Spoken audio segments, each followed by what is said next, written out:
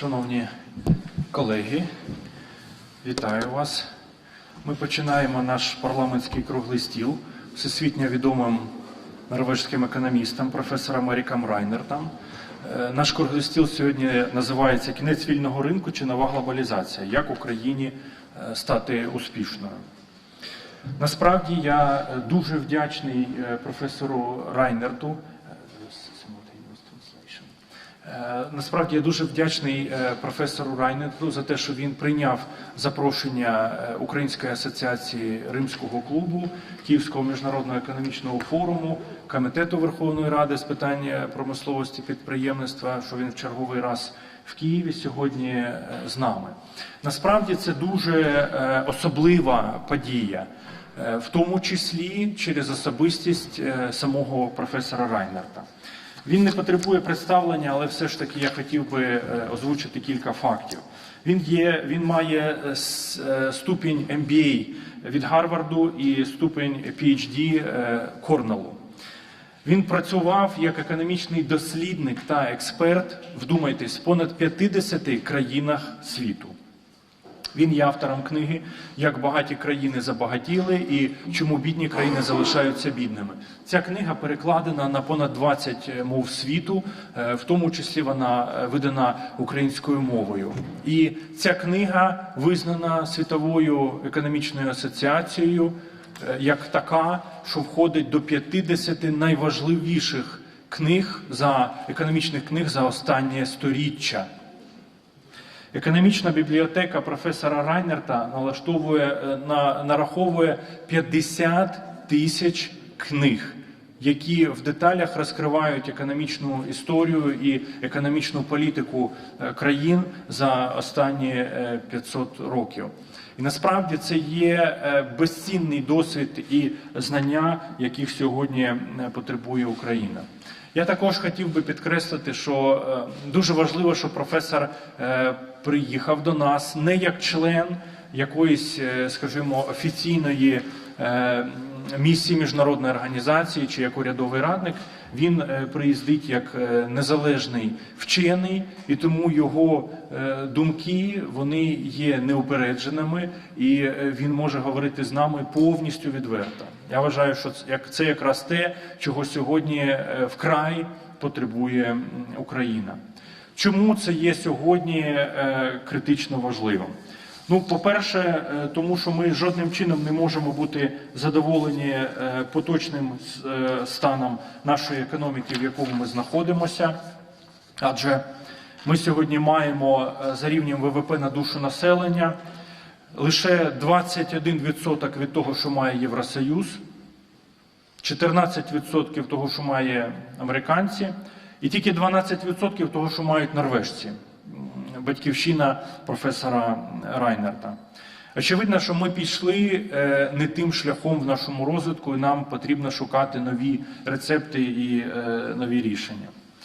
Більш того, якщо ми подивимося з вами авторитетні економічні прогнози, зокрема дослідницького центру The Economist Світового банку, то ми побачимо, що The Economist пророкує Україні, що до 2050 року середній темп зростання реального ВВП для України становитиме, вдумайтесь, 1% річних. Тобто наша економіка в середньому зростатиме на рік на 1% річних. Більш того, до 2050 року прогнозується, що населення України скоротиться до 32 мільйонів осіб. І це не тільки прогноз, до речі, The Economist, це також прогноз і Світового банку. Ці показники, вони є просто шокуючими, які показують, що, по суті, провідні закордонні аналітики, вони вбачають майбутнє України як слабкої периферійної економіки, яка при такому сценарії абсолютно чітко буде лише постачальником сировини, талановитих кадрів і, можливо, ще коштів, зароблених в країні, які будуть вивозитися в офшори. Це абсолютно не той сценарій, який може нас задовольнити, і саме тому ми всіляко сприяємо залученню кращих кращих митців економічної політики світу, таких як професор Райнерт. І я дуже радий вітати сьогодні професора з нами. І ми побудуємо сьогодні наш круглий стіл наступним чином. Професор зробить свою презентацію. Це буде десь до 40 хвилин, може до години часу. І наступну годину ми з вами присвятимо сесії запитань і відповідей, коли ми зможемо в такому динамічному темпі провести дискусію з професором і почути відповіді на ті питання, які нас дуже турбують. Шановні колеги, я з задоволенням передаю слово професору Еріку Райнерту. Please, professor, the floor is yours.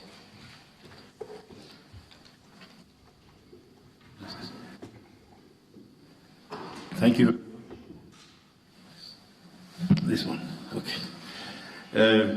Thank you very much. It's a pleasure to be here again.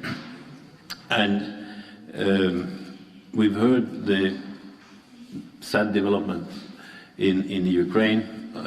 I've spent a few days in the Carpathian Mountains, 2 hours away from Lviv, and on Saturday I spent 8 hours in a car driving from the west of the country to the east. So it's the first time I've really had a chance to see anything outside Kiev, which was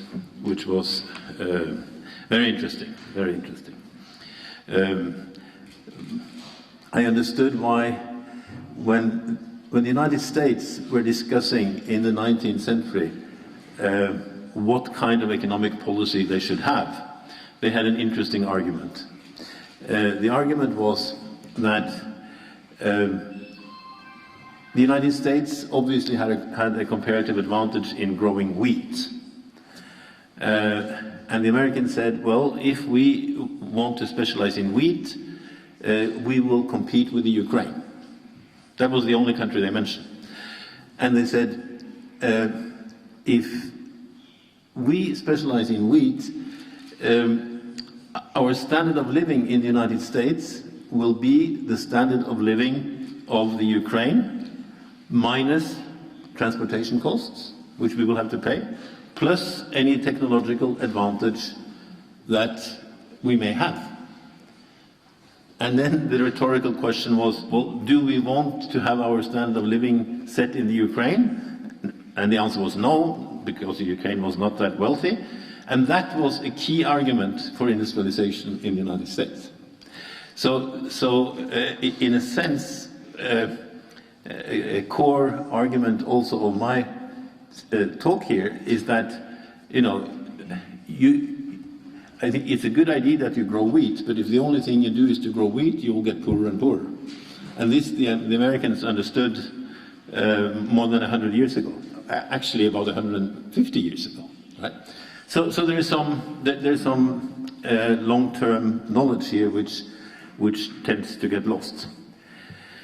I have put up a picture here of Donald Trump. This is an article from an article I wrote in a Norwegian newspaper, and there is a brilliant illustrator, I think, and he made this picture. You see, it is, if you know the portrait of this is Milton Friedman, and Milton Friedman was a very important economist in 1989 with the fall of the Berlin Wall. The first prime minister in Estonia, a very young man, in 1992, he said that he was very proud that the only economist he had ever read was Milton Friedman. So Milton Friedman was the symbol of what happened in 1989, also in this country. It was, you know, freedom of everything, but freedom to everything, but not freedom from hunger or from poverty. It was special kinds of freedoms. And in Tallinn, where I work, we set up a little institute where we said to say, you know, we are kind of the radical center. We are not neoliberal, we are not communist, we're the radical center. And we were very annoying to these neoliberal prime ministers of Estonia. So one prime minister actually went to the rector of the University of Tallinn University of Technology in 2010, and he said, well, if you close down that little institute, we'll give you more money. And much to his credit, the rector said no. Well, what actually happened, and I think this is maybe a good sign of what could be coming, 2 weeks after Donald Trump was elected, Estonia got its first prime minister who was not a neoliberal. 2 weeks afterwards. And he was a PhD student from our institutes. Right? So this, already 2 weeks after Trump came into power, you could see that politics were changing. So many people are not, very happy with Trump, and I must say, I've lived for a long time in the United States, and my Norwegian wife and I, we have 2 children who were born in the United States, and I think for the United States, Trump is bad news. But I think for the Ukraine, he might actually be very good news. Because the kind of rhetoric that you've heard since 1989 is that if you just have free trade and if you just get rid of your corruption, you will get rich. Right? I'll get back to corruption. But that argument has now been destroyed from the core of capitalism itself. That argument has been destroyed by Trump, and it's been destroyed in England by Brexit. So suddenly, the model that the West has held up for you to follow, now the West admits that, well, it doesn't work here either, right? And if it doesn't even work in the West, well, I think there is a very good reason why you should not follow that logic either. And I'm not saying you should go into a chaotic logic like that of Mr. Trump, but I think there are other alternatives. Could we have the next slide? I don't know if you can read this, but this is from a book by the former World Bank economist called Branko Milanovic. And Branko Milanovic has looked at a lot of countries. The one with deep red are countries that are poorer than they were in 1989, right? The orange ones are income growth below G7 average. There has been growth, but it's below average. And the green ones are above C7 average. So you see to the left is the Ukraine, Montenegro, Serbia, Tajikistan, and Georgia. You see, in the Ukraine, these go by 5%. So all the, all the sectors of the economy, even the richest, are poorer than they were in 1989, right? And I'm not presenting this as an argument for communism. I'm presenting this as an argument to have a diversified economic structure, where you have agriculture, you have industry, you have services. But the biggest problem of the Ukraine, as in Georgia, has been the loss of manufacturing industry. The manufacturing industry determines how many country can live in the country, what the population density can be. And if you kill manufacturing industry, you automatically force people to leave. If you see over here to the right, there is Belarus, and Belarus is green. That is not an argument for dictatorship. That is an argument for having a diversified economic structure. Belarus managed to keep its Soviet economic structure, not very efficient, but one of the key lessons of history that it is better to have an inefficient manufacturing sector than not to have a manufacturing sector at all. It's a bit like saying, well, comparative advantage.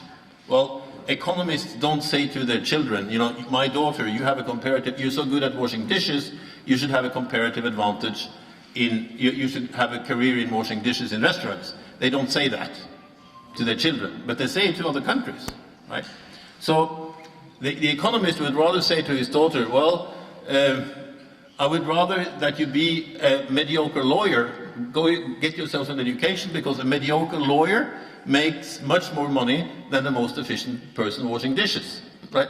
It's a bit like that with nations also. That you, if you are efficient at, in agriculture, you know, you will not get rich. You need an economic structure which combines agriculture with other economic activities. And Belarus is interesting because it has a very complex economy, not very efficient, and it's not democratic, but perhaps the problem here is that the democracies to the left have to listen to the IMF and the World Bank, whereas the dictatorships don't. Maybe that's the comparative advantage of being a dictatorship, that you're not forced to listen to the IMF. That could be a possibility. Definitely, I'm not arguing against democracy. I'm arguing in favor of an different economic structure. Next slide, please. So we are at a time of very important ideological shifts. Next. Very interesting here. If you look at the US elections, both the right and the left, both Sanders and Trump, understood that free trade was no longer in the interest of the United States. Next. UK, you have Brexit. Next. And in the EU, you have the old EU periphery, partly because of the euro. Greece, Italy, Spain, and Portugal are actually also getting poorer. Next one. And here in the Ukraine, you have a similar point. But the key thing here is that free trade collapses because it's attacked both from the right and the left at the same time. This is unusual. And this is new, but it has happened before. Next, please. I call this a 1948 moment. Yes, next, please. When the old order collapses because it's attacked from the political right and the political left at the same time. Next. So the overly abstract theories where it doesn't matter what you produce, these theories collapse. And the old elites, like Hillary, are under attack from all sides. You know, this is new, and I think it's very important for you. This is a situation where the right and the left in the Ukraine can unite, just as the right and the left, in a sense, in the United States did. You know, you can be against free trade because you agree with Trump, or you can be against free trade because you agree with Sanders. I don't care. I don't care what reason you need, but I think you need an industrial policy which gets this right. Next one. And next one. So here is John Stuart. Next one, we get a heading. The 1848 moment. And John Stuart Mill, who was the great English liberal, wrote a book in 1848 where he says this, that sometimes there is a belief that, like free trade, that everyone has believed in since 1989, and then suddenly you wake up and say, hey, this is really absurd. You know, this obvious freedom of trade becomes to a subsequent age so palpable an absurdity that the only difficulty then is to imagine how such a thing can have appeared credible. Right? How could we believe that that Moldova's primitive agriculture, if they had free trade with Silicon Valley, how could we think that that would benefit both equally? You know, where were we when we thought this? And John Stuart Mill, the great liberal, went in favor of infant industry protection, as he called it. You know, every nation, until it has industrialized, need infant industry protection. And I think here is where we have to reinvent the great liberalism. Next one. So, and next one also, please. You know, 1848, we know Marx and Engels' Communist Manifesto. Next one. And we know that Marx was so radical he had to flee to England. Next one. And the next one. There was also a German economist called Bruno Hildebrandt who wrote a book. It was the first of the historical school. Mr. Hildebrandt was so conservative that he had to flee to Switzerland in 1851. So here is both the right and the left. And the next one, please. And the next. This was made for me to click, that's why it's so complicated. John Stuart Mill, Principles of Political Economy. So here is a famous, perhaps the most famous English liberalist, John Stuart Mill, who says, well, we now understand that free trade cannot be introduced immediately. If you go back in economic history and you Google the Hungry 40s, you know, the 1840s were a period of hunger in Europe. You can see it on the fairy tales, you can see it in English literature. You know, it was a period of hunger. And the period of hunger came to an end with 1848 when free trade collapsed from all sides. And this is what I've been hoping, that the difficult problems you've had here in the Ukraine is, in a sense, it corresponds to the hungry 40s, the hungry 1840s. And now that it can come to an end. Next, please. So, next two, please. There is a cyclical movement in economic theory. Economists go back to the physiocrats, who were all in favor of free trade. The problem with the physiocrats was that for 15 years in France, there was more money to be made from keeping grain out of Paris and not baking bread. So the French Revolution was a result of speculation in bread, speculation in wheat. Right? Adam Smith said very, very correctly that it's not because of the goodness of the baker that we get our daily bread, it's because the baker needs to make money. So far, so good. You know, I think this is an excellent argument for capitalism. But the problem is that sometimes you can make more money by not baking bread. You can make more money by keeping the grain out of Paris to wait for the grain prices to rise. And this is partly what we've had in the last years, stockpiling of goods. So let's move on. Next one. Classical economics, David Ricardo, peaked in 1846 with the repeal of the Corn Laws. Everyone thought that free trade had won the day. And then in 1848, you have a shortage of bread from Finland to Spain, and you have revolutions in all big European countries except Russia and England. There were revolutions even in little Denmark, right? So this is an 1848 moment. This is when we see that what we have believed as a natural thing for a long time, suddenly we understand that it's not wrong. Next one. And then we have the neoclassical synthesis with Samuelson from 1848, the idea that trade would benefit everyone, peaks in the 1990s, and it dies now. Right? So I think I see this as a third cyclical movement of economics. So it's happened before. And it also happened in the 1930s. So it happened in 1848, it happened in 1932, it's happening now, and it happens to be around 82 to 84 years. I don't believe in magic, number magic, but there are also generational things here. And I think what's happening is that the new generation grows up here in this country and in other countries who are no longer that interested in the Cold War logic. You know, they're pragmatic. You know, they're no longer tied to the old ideological fights, and I think that's healthy. So let's move to the next one.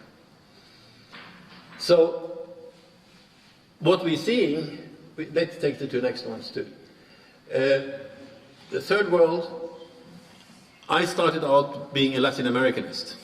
I lived in Latin America in the 70s, I worked at the Latin American Institute in Switzerland, and I saw wages collapse, I saw labor unions collapse, I saw industry dying out in most small Latin American countries, Peru, Ecuador, Brazil is a bit different. So then we saw the same massive destruction of industries in the former Soviet bloc, we saw the wage collapsing, and now we see it in the first world. You know. So this is a problem which started in the periphery.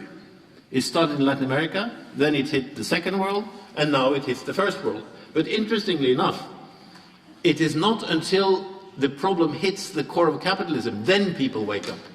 Right? There was always an excuse, well, these Latin Americans are so lazy, well, these communists don't deserve anything better. But when it hits us, well, then we have to understand that there's actually something wrong with the system. You know, capitalism blamed the victims. It blamed the victims in Latin America, it blamed the victims here. You know, this country is being forced to self-flagellation with corruption, right? You know, I'm not here to defend corruption, but you know, all countries are more or less corrupt. I used to run a manufacturing company, and when we bought up a manufacturing company in Germany, the first day I came in to take over the company, the sales manager asked to talk to me, and he said, well, this is in south of Germany. And the sales manager tells me, well, I just want you to know that when we sell to Volkswagen, I have to open the top drawer of the purchasing manager's desk, and I have to put 500 marks or 1,000 marks into his drawer and close the drawer in order to get a job, right? So, sure, you know, Germany is also corrupt. So you know, corruption is a bad thing, but I think you should try to get over that. You know, you have to work against it, but you should also worry more about what you produce, right? Because it's pretty clear that economic development is the best cure for corruption. Sweden used to be a very corrupt place in the late 1700s. There's actually statistics that show the price of the votes in the Swedish parliament going down.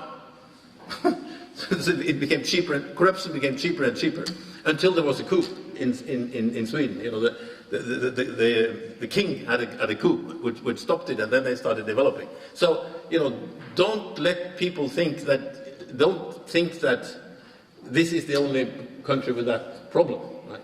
And it is a problem. It's a problem which is tied to the lack of other ways of making money.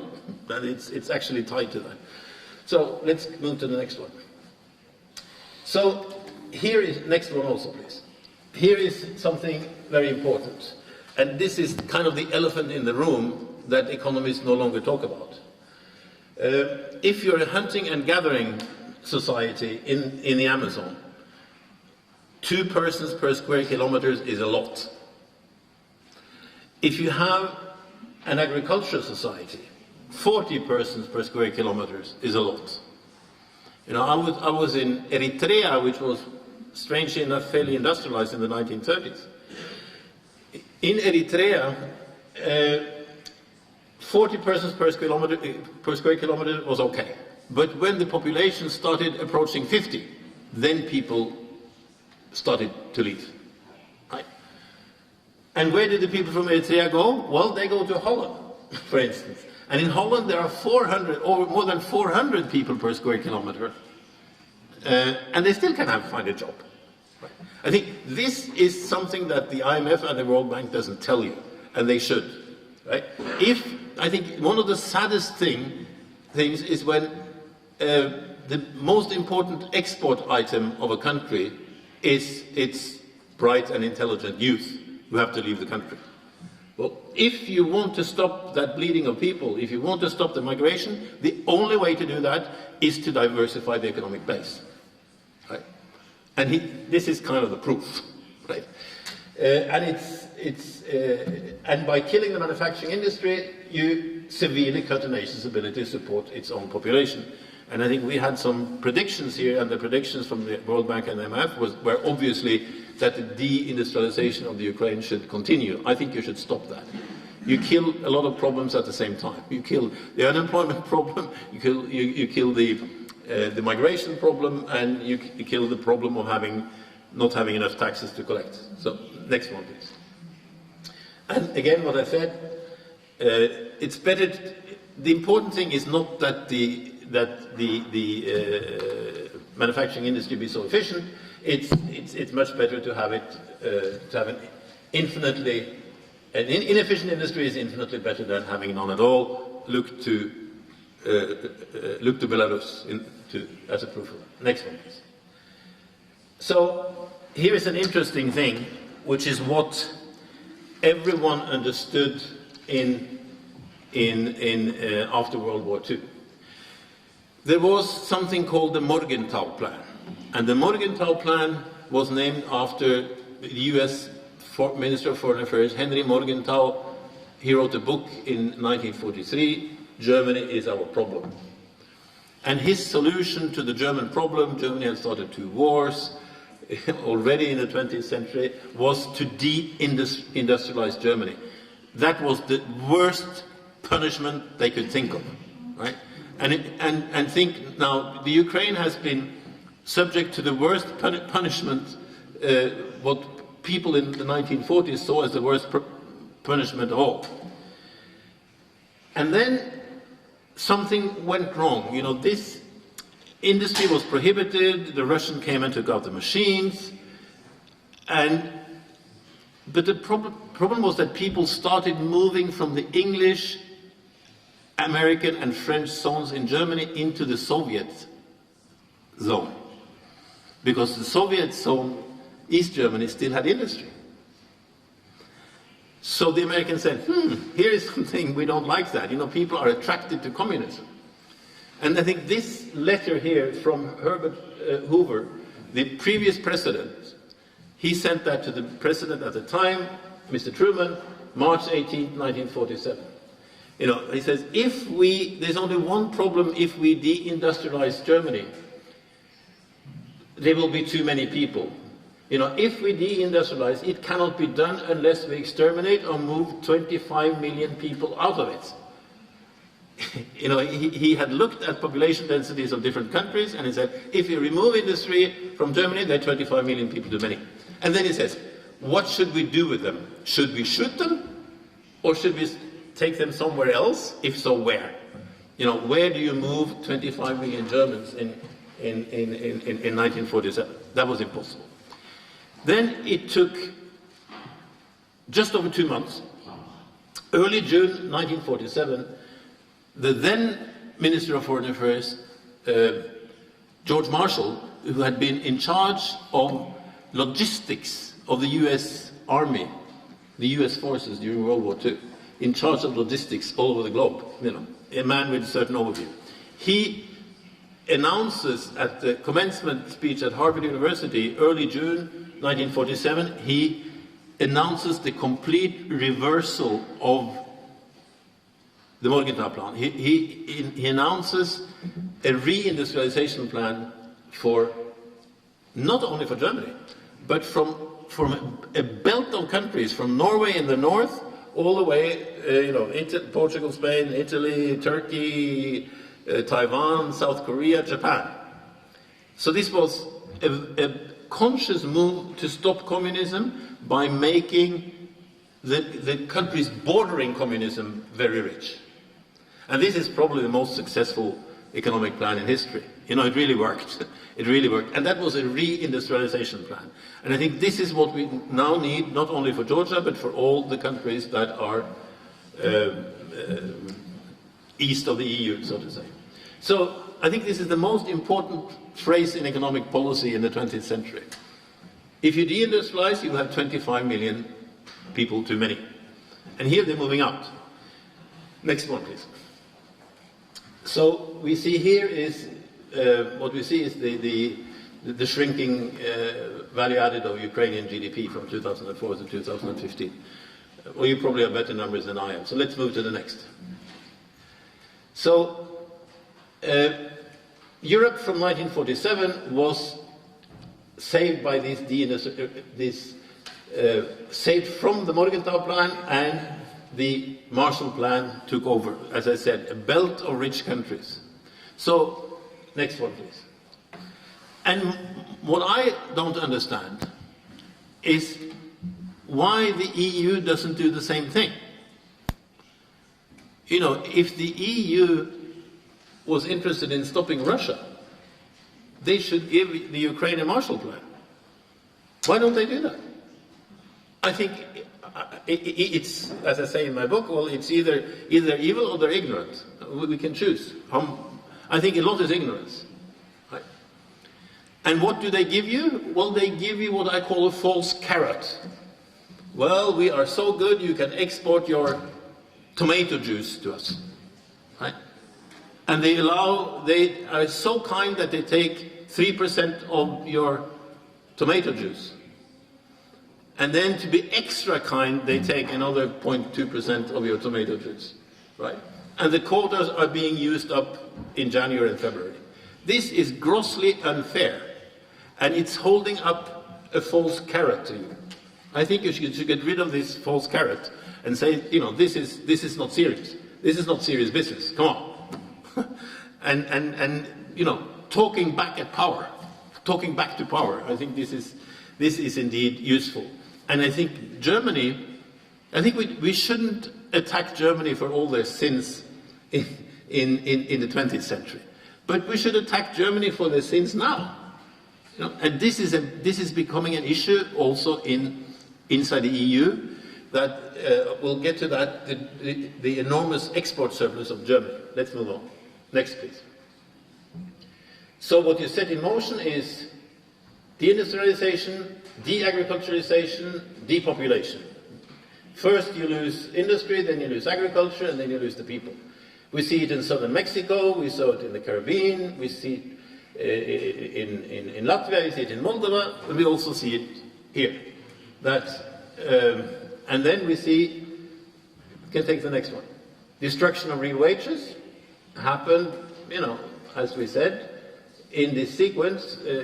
In the 1990s, Argentina lost 40% of their real wages before they managed to get out of the dollarization and get back into some growth.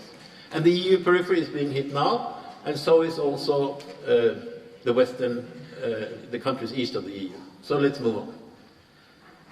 And here is the German problem today. The German export surplus is enormous. And in 2016, the current account surplus was 8.9% of GDP.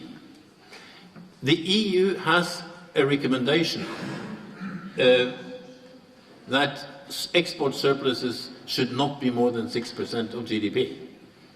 Well, since this is Germany, nobody dares to talk to them. And this is a problem which German economists, in the last year, German economists are suddenly aware of this. But it hasn't yet hit the political level. And I think this is something that you could raise from here. Because obviously, you know, the export surpluses of the world equals the import surpluses of the world.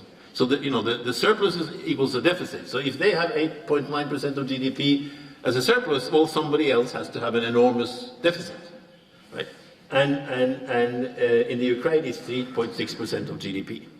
And this is something which is not sustainable. You know, this cannot last. So this is another reason for doing something to your foreign trade, that you will run such a big deficit that you will end up like Greece and not being able to pay the debt. Next one.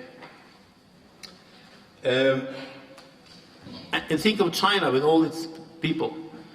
In real numbers, the German current account surplus on the balance of payment is bigger than the current account surplus of China, you know, with 1.2 billion people. And Germany is a relatively small country. So we're talking huge numbers here.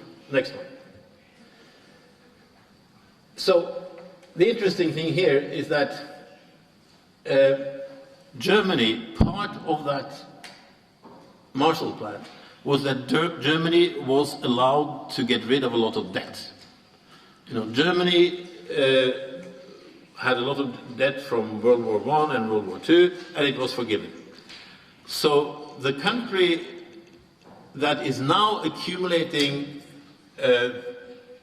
assets, you know, Germany is accumulating demands on all the other states, but they themselves were the biggest beneficiaries from getting rid of debt. And I think Germany should not get away with this. because they are creating a big problem to all the others, also inside the EU. So in Germany, what created fascism, one of the things that created fascism was this word Zinsknechtschaft, which means debt serfdom. You know, Germany was so far into debt that they felt they were becoming like serfs, like feudal serfs to debt. And now, which I don't see why Germans don't understand it, that now they are creating debt serfdom in the rest of the EU and also here in the Ukraine. So Germany is in a sense creating the same problems that created their own problems in the 20s and 30s. And I think they should be brought to, you know, understand that. I'm the biggest fan of German economic theory. And I think what we should bring back is German economic theory, but not German economic practice at the moment. Unfortunately, because, you know, Germany kicked out all the pre-war economic theory, they kicked out in 1945, and they became neoclassical economists also. So I think in the German translation of my book, I have a list of 35 German economists that I think Germans should rediscover. So, you know, I'm not anti-Germany, I'm anti the policy that they're doing at the moment. So let's move on. Here is, I think, the last point, just to leave time for the discussion. In 1989, it looked like the opposite of communism was neoliberalism. But it wasn't really. I'm trying to say here, using the term isomorphism, that actually Western capitalism and communism were both based on the same fundamental idea, the cult of manufacturing. So, because the political systems were so different, we didn't see that similarity. Nobody saw those, very few people saw that similarity. But to the left here, you have a stamp from West Germany with a portrait of Friedrich List, who was the great theoretician of two things, infrastructure and manufacturing. List said in the 1830s there were too many small states in Germany, so Germany should unite and build manufacturing industry. Then when all countries in Europe had a manufacturing industry, they should unite. So in a sense, he was the first visionary also of the European Union, but of a European Union where all countries were integrated symmetrically. There were nations at the same level of development. You know, they would all produce cars and ship cars to each other, not one making tomato juice and the other making cars. And to the right, you have a stamp from East Germany, from the German Democratic Republic. And they also celebrated Friedrich List. And funnily enough, they also took the same portrait, didn't they? So here is the only hero that East and West Germany had in common, Friedrich List, and he was the great industry builder. And he was also, you know, when Norway industrialized in the 1840s and 50s, we also used the early writings of Friedrich List. He was translated into Norwegian. So he was all over. Next one, please. And here is the man who brought Friedrich List to the Soviet Union, Sergei Witte, who was born in Tbilisi, but he was a minister of finance under the last two Tsars.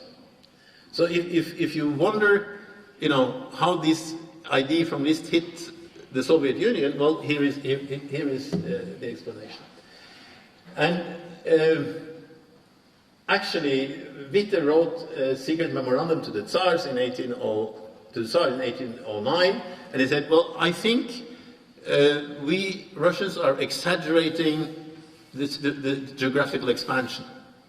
We should concentrate more on building industry and consolidating the areas that we have already conquered. Right?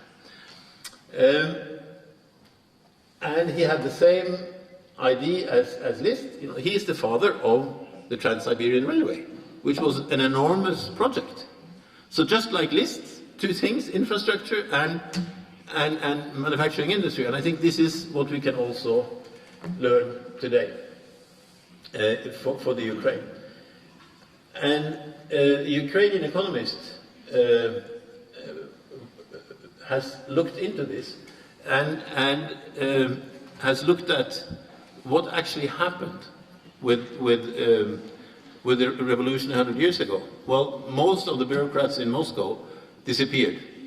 But there was one office which remained virtually intact from the Tsar period to the Bolsheviks, which was the Office of Industrialization. So when people in 1930 said, well, what is it that these Bolsheviks have actually done? They were saying, well, the Bolsheviks have essentially continued the policy of Sergevite. It wasn't as successful under the Tsars as it became under the Bolsheviks, but it was his idea. So if we go back in history, we see that these ideas are, these kind of ideas are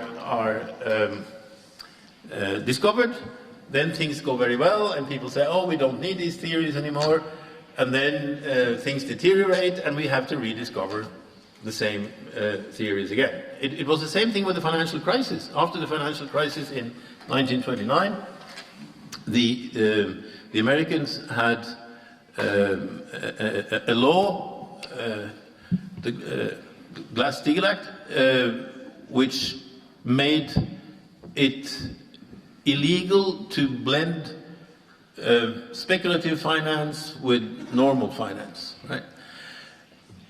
And that worked wonderfully until 1999, when the Americans were saying, oh, we don't have any financial crisis anymore, so we can abolish that law. And they abolished the law, and they understood that it was actually that law which had prevented financial crisis, and now they got it again. And they're trying to resurrect that law, but extremely more complicated. So it's a similar cyclical movement that you discover policies, the policies repair the damage. When the damage has been repaired for a long time, people say, oh, it's just the market which repaired the damage, and then you let go of the old laws and the law understanding, and you have deteriorating condition, be it financial crisis or deindustrialization, and then again we have to rediscover the old truths again. And that was, in a sense, the purpose of my library. I sold a manufacturing company and bought, at the time, 40,000 books. And I've spent the last 25 years in this library. And my friends said I was, you're an economist who a necrophile economist, because I only have dead friends. But now it's like if you suddenly get the black pest back, right? It's good to have somebody who has an old textbook. How did the black pest actually look like, right? It's good to have somebody who keeps those old textbooks in their library. So I think, in a way, I'm fortunate to be able to live through the period of Trump, because I think now these ideas are again relevant. Of course, the context is different. The context is different than it was in 1929 and in 1848, but the principle is the same. And the principle really is, if you ask, well, what is it about manufacturing industry?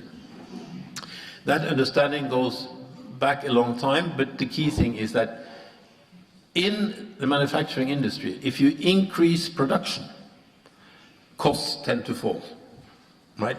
That's called economies of scale or increasing returns. And because costs tend to fall, you get so-called imperfect competition, right? Which means that the company has a lot of market power. Sheltered from that market power, the workers can ask for wage increases. Traditionally, from 1947 up until the 1980s, the rule was that if the leading industry had 4% productivity increase, wages will go up by 4%, right? And not only the wages in industry, also the barbers, who didn't have a productivity increase, and also the public employees will get those wage increases. So that wages will go up with the productivity increase in manufacturing. And already an economist in 1613 who explained these things, and said, well, this cannot happen in agriculture, because in agriculture you use the best land first. And if you extend production, you will after a certain point, you will extend production into less productive areas. Right? If Norway, on the coast, we can grow carrots, if we specialize in a comparative advantage of growing carrots, we will end up growing carrots where there is no sand soil anymore, but where there's clay. And then if we get really successful, we will grow carrots among the rocks in the mountains. You know, and the more carrots we grow, the less efficient we will be. This is the opposite of manufacturing. And another criterion for manufacturing is that if you are the difference here with agriculture. If you are in agriculture, you can read in the newspaper what the market is willing to pay for your goods. You know, that's the criterion for perfect information and perfect markets. If you're Mercedes or if you are Bill Gates, you know, you don't look up in the newspaper what are people willing to pay for Windows whatever number today. You know, they can set the price. Right? And it's being sheltered behind that imperfect competition which makes manufacturing so unique. So, and of course some service industries also. But the problem is that, you know, advanced service industries tend to need advanced manufacturing. So you cannot survive on services alone. And in one way, I'm tempted to say, well, go into information technology, go into things which are sophisticated. Of course, that's true. But if you're going to create employment, the food processing industry is very important because it's so labor intensive, right? So you have to think of technology on the one hand, and you have to think of employment on the other. And a key thing here is to add value to your own raw materials. Now, I was sent out by UNCTAD and by the Swiss government to Latin America in the early 1970s, and the message was add value to your raw materials. You know, Ecuador, don't sell banana paste. Make baby food out of your bananas before you sell it. Here, the lesson would be, don't send out tomato juice in bulk. Try to get it into cans or some more value added. And don't send your wheat to Italy and sell it at $1 and buy spaghetti back for $10, right? You know, make the spaghetti here. In the beginning, the spaghetti won't be quite as good as the Italian, but why not invite one of the Italian spaghetti companies in and say, well, let's make a joint venture. You know, you bring the technology and we bring the Ukrainian market. You know, these are pragmatic things that can be done, and I think it's also useful to look at the import items. What is it that we're importing that we can actually make ourselves? Right? Russia had one interesting example. In the 90s, they were importing all their chicken meat. They used to call it bush legs. They were importing bush legs. And then with a relatively small tariff, they managed to be self-sufficient in poultry. Right? Big business. You know, the examples like this, Latin America is full of examples like that. And it's a bit like the story of the United States from the 1870s, about the wheat, right? We have to integrate, you know, and we have to integrate the production of industrial goods from our own raw materials. Add value to to your own raw materials. I think this is one of the things that has worked for a long time. But it's also, I think, important to get this message across also to the European Union that what's going on now is not fair. And fortunately, over the weekend I spent time with some German economists in Lviv, and they understand it. It still hasn't, the problem with the export surplus of Germany, they understand it. It still hasn't hit the political agenda, but you know, Mr. Trump is going to make it hit the political agenda. So again, we can trust Mr. Trump's help. Although Mr. Trump, as I say, is probably very bad news for the United States, and is probably very bad news for the American workers who he managed to get to vote for him. But fortunately, I think he can be good news in the European periphery. Thank you.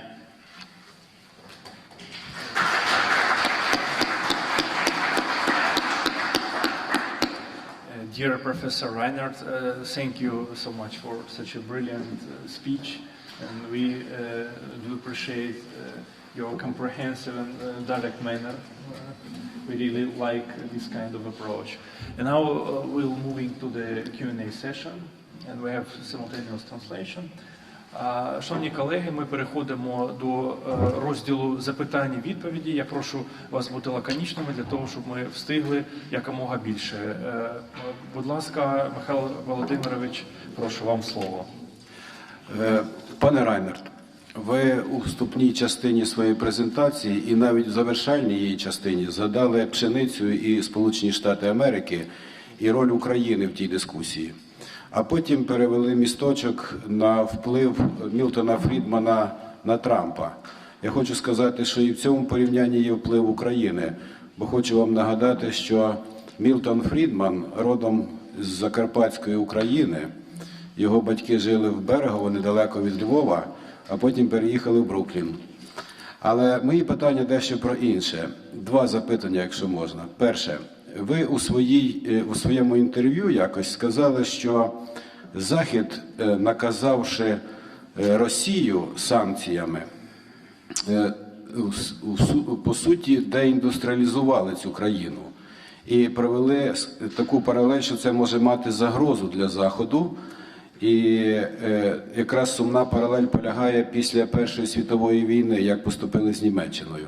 Скажіть, будь ласка, а що ж тоді ви б запропонували змінити у суті цих санкцій, щоб можна було зупинити цього розбурханого агресора у європейському континенті? І друге запитання. В нас в Україні протягом 3 років є ціла низка особливостей, але вони стосуються політики, суспільного життя. А в економіці є одна особливість, хочу вам сказати. Ми за 3 роки вивели з ринку половину банківської системи.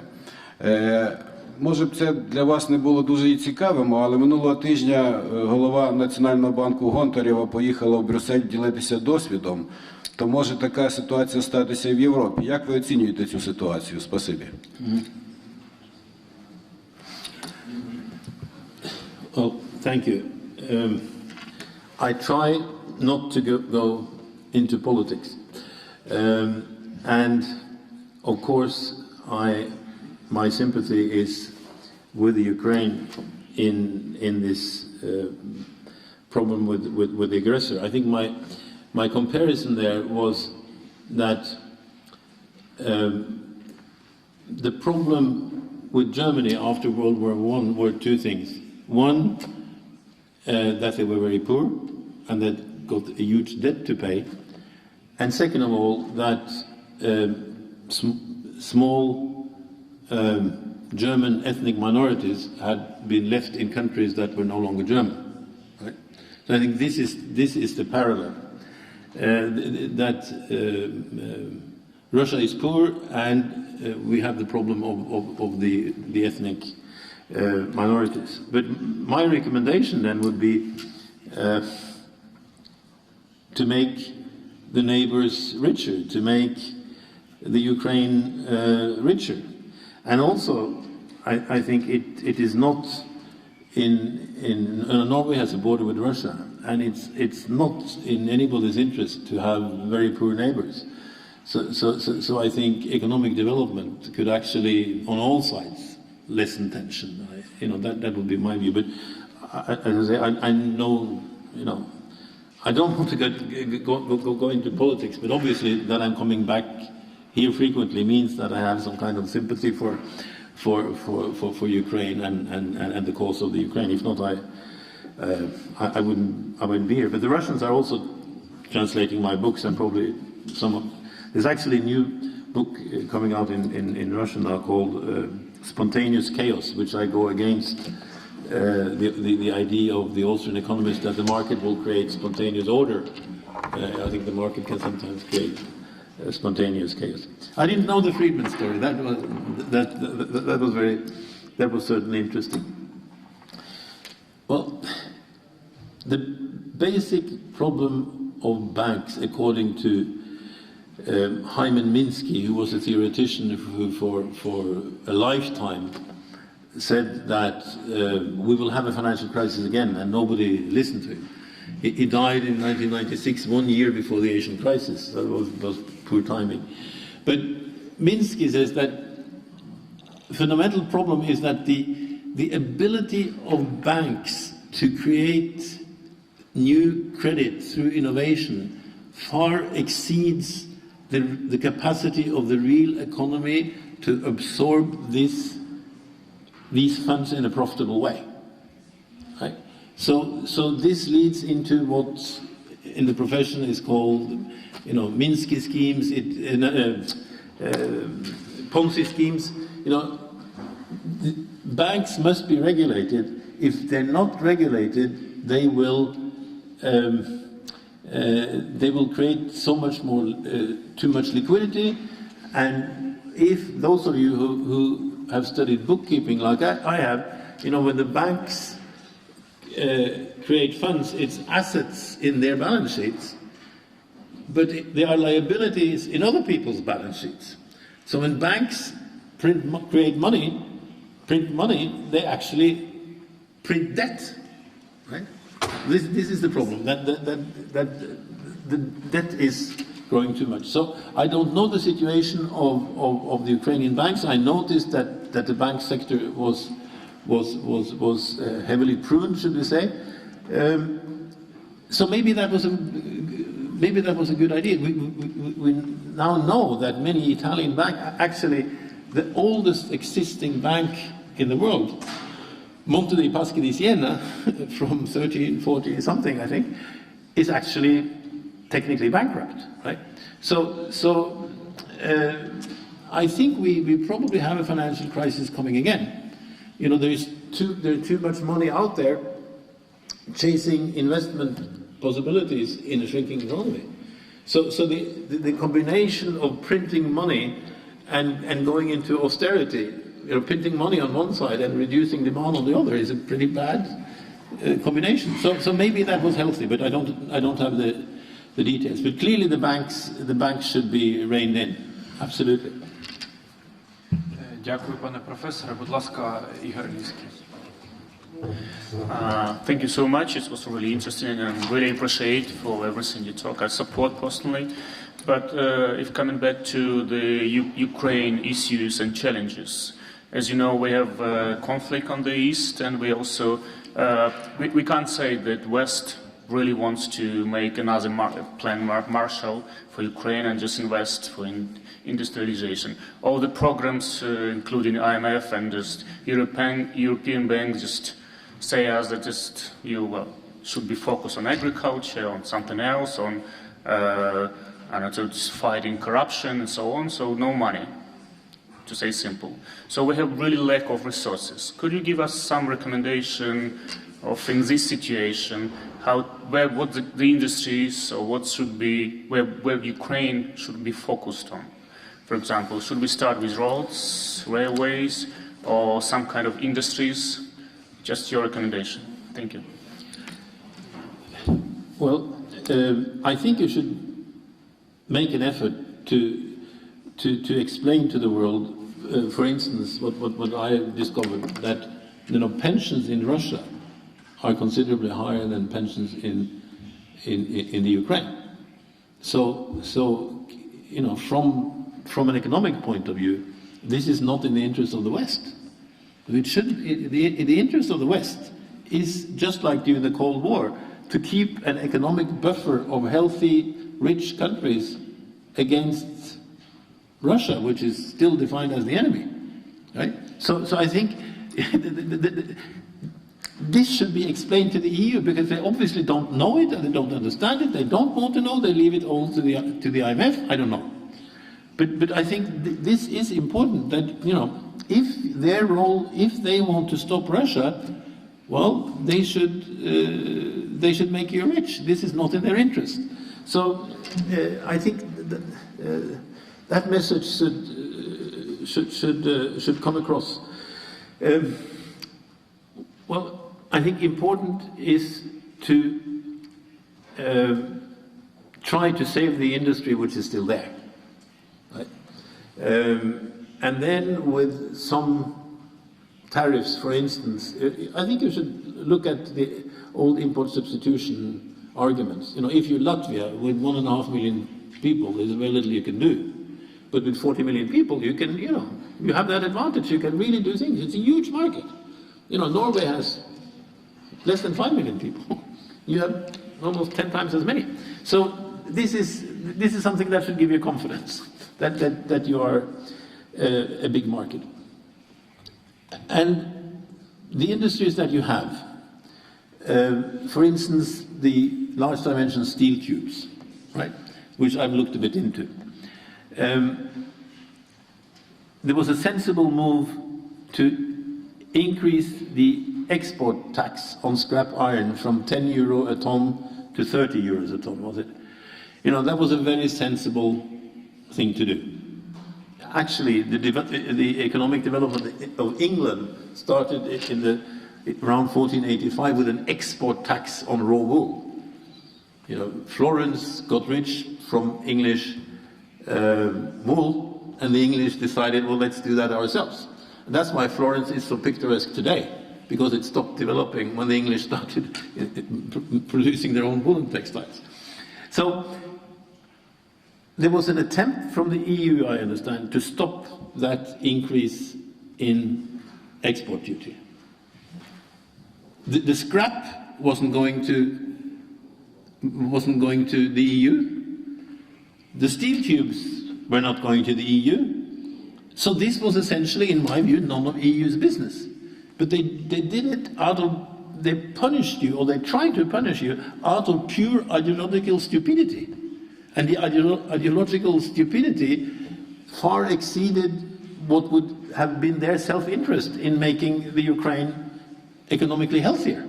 I think this is kind of despairing that they do this.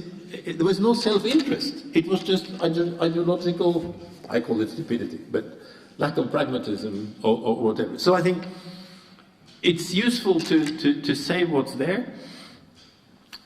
Infrastructure is clearly important, and by the way, that's one of the things which is really deteriorating in the United States, which probably Trump won't be able to do much about because the Republicans are against it. But infrastructure, back to our friend Vita here, is very important. So look to save what you have.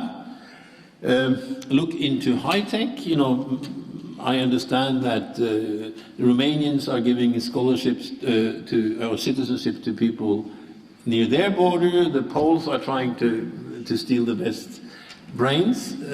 So you have this brain drain problem. Try to do something with information technology, with fashion, with a lot of things. But look at where you have. If we had a few days, we could look at the import bill and see what is it that we can actually produce ourselves without too much effort. And spaghetti is my kind of example. Selling wheat and buying spaghetti back is a bad idea. So try not to be anti-capitalist. Say, we are, my view, capitalists are useful. And we saw that in Latin America, that American capitalists were happy in Latin America because they could actually produce in Latin America and in some ways prolong the life cycle of their products. So when the car was out of fashion in the United States, well, then they could produce it in Brazil or in Chile or somewhere else, right? So it's possible. So try to make some joint ventures. Whether you want the state to be a part of that joint venture or not is a matter of taste. I can tell you how the state got involved in Norwegian industry in the late 19th century was that the ideology said, well, you know, we want private enterprise. But we don't have enough capitalists. And he said, well, since we don't have enough capitalists, well, let the state come in then. It's better that the state does it than that nobody does it. Right? That was the logic. So the state came into ownership, not because people hated private business, but because there wasn't enough private business around. Right? So this is, in my view, a pragmatic solution to things. Well, you can perhaps, you know, bringing in partners from abroad, like, you know, with Skoda and the cars and spaghetti factories or whatever. I think that is a good idea because you might not have enough entrepreneurship on your own, but that means that you would need, I think, a tariff policy. And I haven't read the agreement, your agreement with the EU. I understand very few people have read it. I haven't read it either, and I understand it's much. The Georgian one is much. It's much shorter, and my impression is that, you know, the EU was not so afraid of Georgian industry. The Georgian Prime Minister said the only thing the EU was worried about was garlic. So clearly, you know, you have the lobby groups in the EU, and the garlic lobby was very active. But clearly, also with Ukraine, the industry lobby was active. So maybe you should have a public discussion about the agreement with the EU, and maybe you should go back and say, hey, you know, this part of the treaty is something which prevents us from getting rich, and it actually helps the Russians. You know. The agreements, if you go to the EU and say, the agreement you had to sign actually helps the Russians. I mean, that, I don't know if that, to me it looks like that. But I don't know if you can discuss like that with the EU. But I think you should, because they're now seeing. The good thing is that the similar problems to that of the Ukraine is showing up, you know, in Greece, in Italy, and in other places, and the euro. Just to say something about that, the euro has proven to be a big problem, because in the old days, every country had its currency, right? And if things were bad in one country, if things were bad in Portugal, well, the escudo would devalue and Portugal would be again competitive, right? Then you kill the escudo and you kill this lady over there. Yeah, the lady over there who wants to say something. Just let me finish the euro. So in the United States, of course, there is only one currency. So if things are bad in Detroit and in Michigan, people will have to leave Michigan and go and live somewhere else where there's work, right? In the EU, it used to be that if things are bad in Portugal, you devalue. But now the European politicians, without understanding actually what they did, they have created the American system. So if things are bad in Greece, Greece can no longer devalue, which means that the Greeks have to leave Greece and they have to go to Germany. The Greeks don't want to go to Germany. The Germans don't want them there. But that's the only security valve left. You know, devaluation was a security valve. The present security valve is moving people. And I think this is grinding away at the EU. And I think probably the euro will have to go back to where it was originally. Originally, the euro was thought to be a currency for the strongest country. It was for Germany, Netherlands, France, that's what the euro was for. And then in the euphoria and the triumphalism after World War II, after the fall of the Berlin Wall, Mr. Kohl, on his way back from Maastricht in 1991, says, oh, we have to show our solidarity with the poor countries in Europe and make them members of the euro. Of course, that was the opposite of solidarity. Of course, it was a disaster. Right? But this was also one of the really bad decisions made at the time of the fall of the Berlin Wall, the period I call triumphalism. And I think triumphalism started in 1989 and it died last fall with Trump. And I think that's a good thing. I think it leads into some insecurity, perhaps even chaos, but for the Ukraine it's definitely a good thing in the long run. Thank you, Professor. Пан Гусак, будь ласка.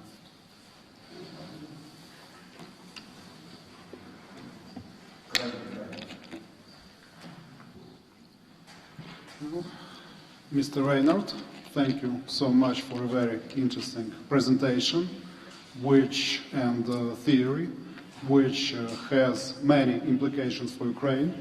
Victor, thank you very much for organizing this opportunity, for intellectually discussing important developments for Ukraine. Mr. Reinert, I would like to add a little bit of challenge to this discussion, if you don't mind. In your presentation, you mentioned Belarus as an example of a country who kept inefficient Soviet-style industry and due to that was able to achieve a relatively high economic growth, or at least some economic growth, over the last 25 years and to achieve a relatively high standard of living, at least compared to Ukraine. Also, in your presentation, you mentioned Latvia as an example of a country that went through deindustrialization and depopulation.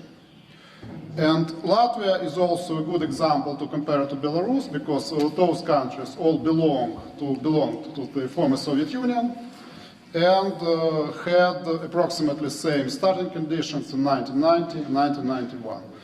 Yet, Latvia was also able to record economic growth over those 25 years, and based on all indicators, Latvia currently enjoys a much higher standard of living than Belarus. Or I believe you have approximately the same situation in Estonia, which should be very familiar to you. So how can that be, and how can it fit within the context of your overall framework? Okay. Latvia is a country where about 20% of the population left. Latvia got seriously depopulated. Latvia lost a lot of industry, and it's a national trauma that so many people left. But it has the advantage of being close to Scandinavia. So it's, well, the Baltic countries used to produce paper. Now they use the same trees to cut them down and sell firewood. So it's actually a technological retrogression. Instead of making paper out of the trees, they actually make firewood. So, and the collapse in Latvia was really very serious. If you looked at around 2010, you looked at the export statistics of Latvia, you see that Latvia was actually exporting cars. And you say, how is it possible that Latvia is exporting cars when they don't produce any cars? And this was the cars that had been taken over by the banks because people couldn't pay, because the economy had collapsed, and they were recorded as exports. It was re-export of cars that Latvians couldn't pay. So the three countries, Estonia, Latvia, and Lithuania, are extremely different. I mean, not only are they history different. Their languages also come from 3 different linguistic families. That's how different they are. And Estonia is the success story of them. And Estonia is a success story because already from Soviet times, it was a high-tech hub. You know, it was electronics for Russian space program, for Soviet space program was made there. So for instance, Skype, you know, the telephone, Skype telephone, is actually technology-based from the Soviet Institute of Cybernetics in Tallinn, but added a Danish entrepreneur and a Finnish entrepreneur. So, you know, Estonia was so close to Finland and the language was so close that they actually watched Finnish television.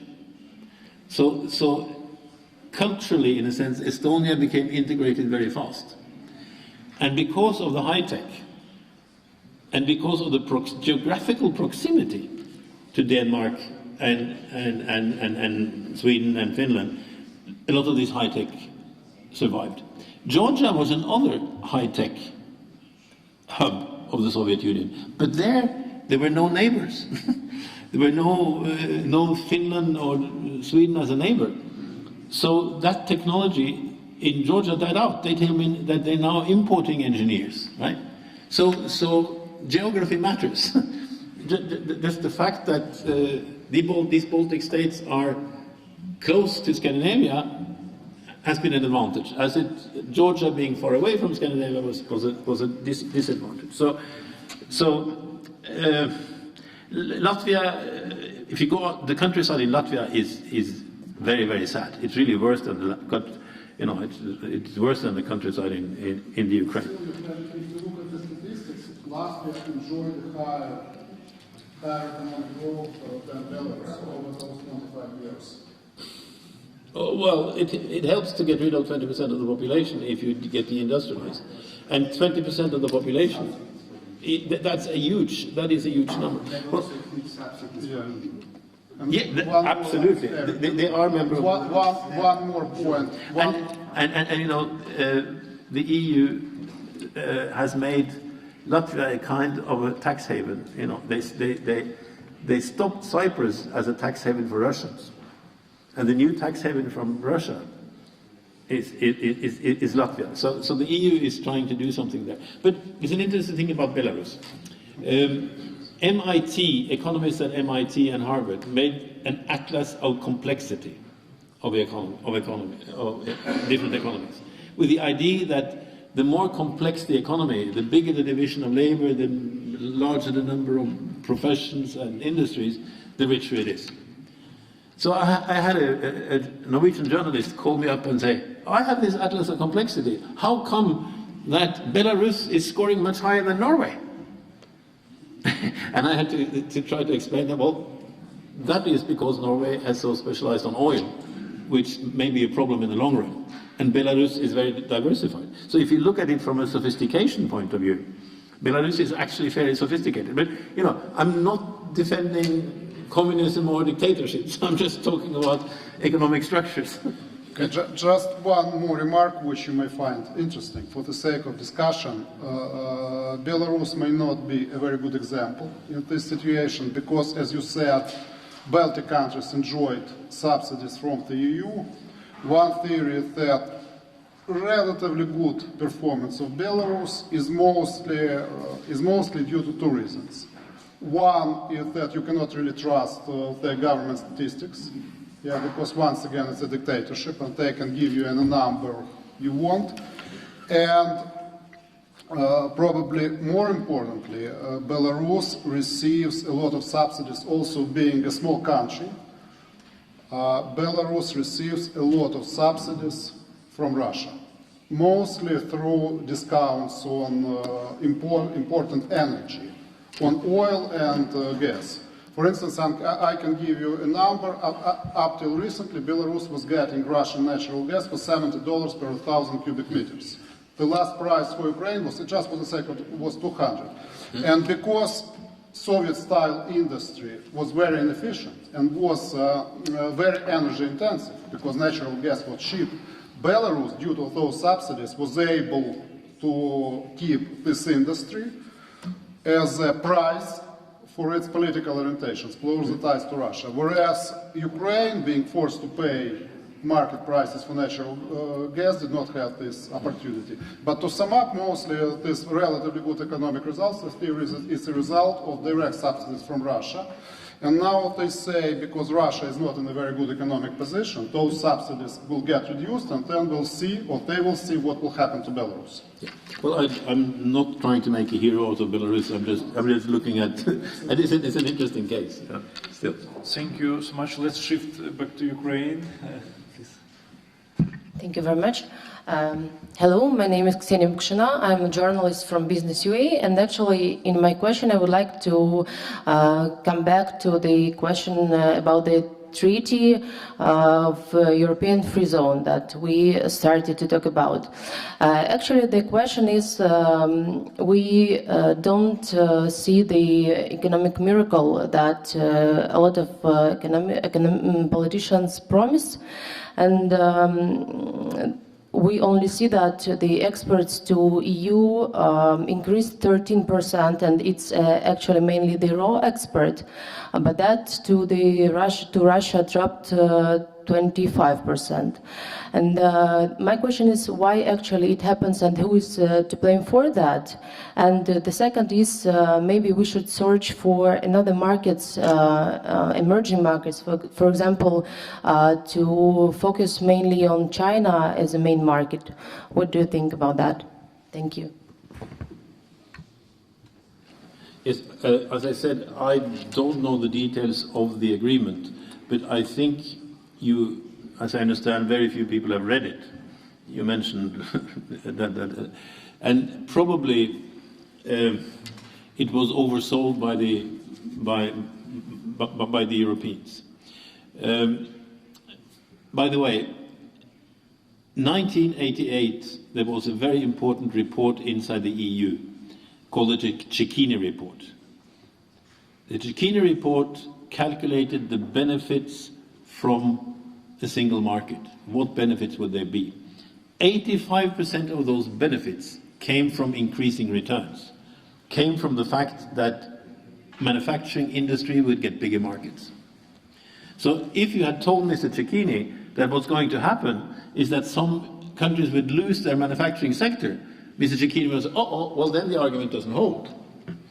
So, because in the 1980s, the EU had integrated Spain. And they did everything to have Spanish industry survive. You know, the car industry was saved by decree, and they lowered the taxes of the import duties of Spain were lowered about 10% a year. So you had a EU that understood the Marshall Plan until 1989, until 1991, the EU understood that logic, and then they no longer understood it. So I think probably the EU agreement was made in the euphoria of free trade and triumphalism after World War II. So I would think China is not an easy market, and China is learning very, very fast. So I would think that perhaps your neighboring countries would be a good market, and also including Turkey. You know, Turkey is a big market, and as I said, I spent a few of the weekend now with 30 young people. They were from Georgia, from Armenia, from Ukraine, from Belarus, from Moldova, and the lessons of history is that free trade is always good among people, or among nations at the same level of development. You know, in the 50s and 60s and early 70s, Norway and Sweden were each other's best customers, although they were very small. So I think what you should try to do is to aim at countries at your same level of development. And also interesting here is the kind of nationalism which we had in Scandinavia 100 years ago. It was a kind of nationalism where, well, I defended my own country, but I also defended other countries to have the same freedom that I had, right? So it was, I think this is important because we're entering an age of perhaps very nasty nationalism. You know, Trump's nationalism is kind of, you know, God bless America and may God curse all the other countries, right? And this is not the kind of nationalism that built Europe. The most nationalistic Norwegian author, a gentleman by the name of Bjørnson, he got the Nobel Prize in Literature in 1903. At home he's very famous for being a nationalistic, but he's a national hero in Slovakia because he fought for the rights of Slovakia to be independent, just like he fought for the rights of Norway to be independent, right? So I think if Ukraine and its neighbors can get together, you know, get together with Georgia and Armenia and the countries in the region, and try to have a free trade agreement with them. You know, Germany sells black cars to France and imports blue cars back. You know, that's good trade. That's symmetrical trade. So you're in a much better position, I think, to have symmetrical trade with your neighbors. So I think it's easier to go to the neighbors and go to the towards the Middle East than to China. But China will be mainly interested in your raw materials. But if you can add value to the raw materials, then it's good. You know, Georgia exports a lot of nuts, and if they could, instead of exporting nuts, if they can export walnut oil instead of walnuts, you know, they have increased the price of their export by a factor of 10, right? So walnut oil to China would be a good idea, but not walnuts to China, if you see my logic. But the Chinese have understood, you know, the Chinese have understood the game of the West for a long time. You know, until Trump, the West believe in their own propaganda. But China has understood the game. You remember, China and India have protected their manufacturing industry since the late 1940s.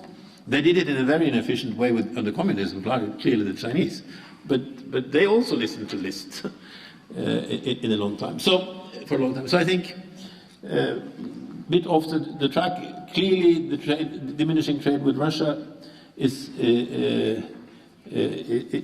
a problem, but I understand there are also some interport trade that it is going through Moldova and some other countries. Some of this trade with Russia, I don't know. You know, often trade finds its way, finds new ways. But I would say look more to the neighbors and try to add value to whatever you export to the US, and above all, try to add value to your own consumption. You know, not wheat. You know, make your own spaghetti. So to say, I think these are important rules. And look at item per item. Thank you, Professor. Будь ласка, представтесь, потім пан Кліво. Sergei Nagorny. My name is Sergio Nagorny. I'm an international journalist. Thank you very much for your prospect presentation, Dr. Еріком Райнертом. My question deals with what will way help in future for Ukraine will be welfare state, and I hope you agree that it's a nonsense that during 25 years of independence of Ukraine hasn't any economic and foreign strategy. For example, in the Black Sea region, as you know, this region includes Baltic country, I mean a wider Black Sea region, and Poland, Caspian country too, Turkey, etc. My question, in your point of view, is it possible to start nowadays a new regional strategy for Ukraine? Because this strategy help for our country be a regional leader. Because last year Poland told that Poland won't be a region Black Sea leader in our region, Black Sea. Because today Poland is a regional tiger in Central and East Europe. Thank you very much. Well, I think Poland is being raised here, and Poland is an interesting case. First of all, it's a big market, just like you. So when the Finnish chocolate producer understood that they needed a factory in Eastern Europe, well, they would choose Poland, right? Because it's a big market. Poland has also fought very successfully to keep the zloty. Right? They are not in the same trap as Greece and Italy and Portugal, and that's very conscious. So when things are not well in Poland, well, they can devalue, or the market devalues for them.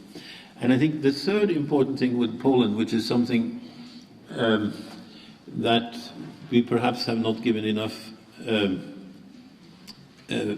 emphasis on, why Poland is a tiger. Well, people my age, we all remember, we heard about the revolution in Hungary in 1956. But there was another revolution in 1956. That was when Mr. Gomulka refused to collectivize Polish agriculture. Right? And what we know from, for instance, Norway, is that independent farmers are a very important for political stability. Also economic stability, because when things are good in the cities, well, the people on the farm move to the city and get a job. When business is slow in the cities, they go back to the countryside. Maybe one more man in the potato field is not that good for efficiency, but socially it's very important, because that person does not end up in the slum of the city and needs assistance. So one of the things which I see as a parallel from Latin America is that when the huge feudal farms in Latin America, when they were split up in the name of democracy, they stopped exporting, because they became independent units where the farmer would eat what he produced and produce what he eats, right? And I think this has a parallel in many former Soviet countries, that when agriculture, when the big collective farms were dissolved, you lost the scale effects and you lost the export potential to a large extent, because farms split up. I even heard a story about how two farmers were splitting up a tractor. One took the wheels on the right-hand side, and the other farmer took the wheels on the left of the tractor and dismantled the tractor. Right, and this is exactly what happened in Latin America in a different background. But here is this, and you go back to self-sufficiency, right? But in a less healthy way than Poland, in a way. So I think Poland is interesting there. But now Poland, of course, is in the EU. So I think there's relatively little you can do with them, and they're also they've had their nationality suppressed for a very long time also. So they are also very very nationalistic. So I find it, because they're in the EU, I find them difficult partners because they're in the EU.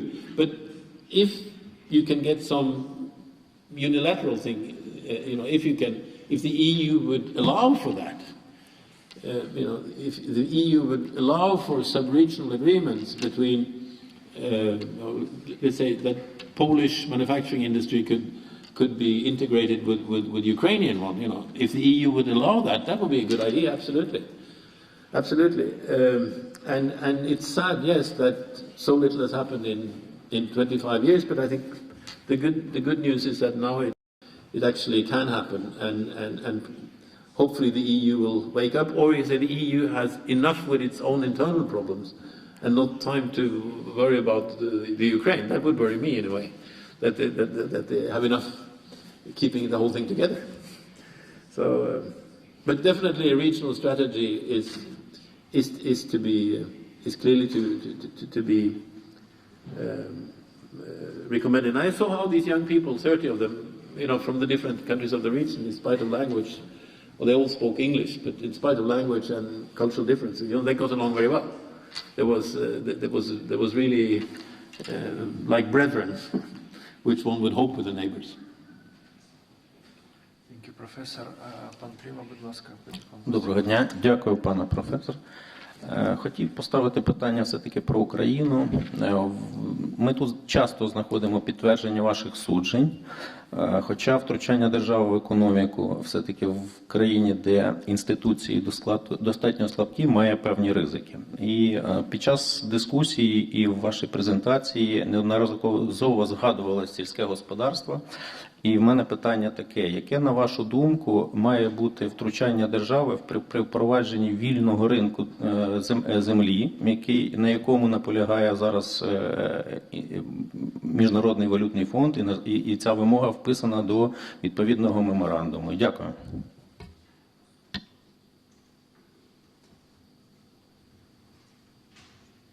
Well, two things, institutions and land market.